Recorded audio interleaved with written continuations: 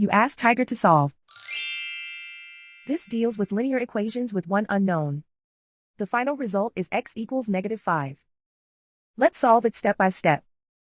Simplify the expression. Group like terms. Simplify the arithmetic. Group all x terms on the left side of the equation. Subtract 3x from both sides. Group like terms. Simplify the arithmetic. Group like terms. Simplify the arithmetic. Group all constants on the right side of the equation.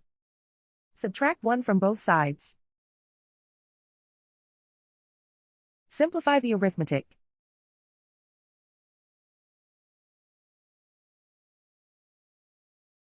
And so the final result is x equals -5.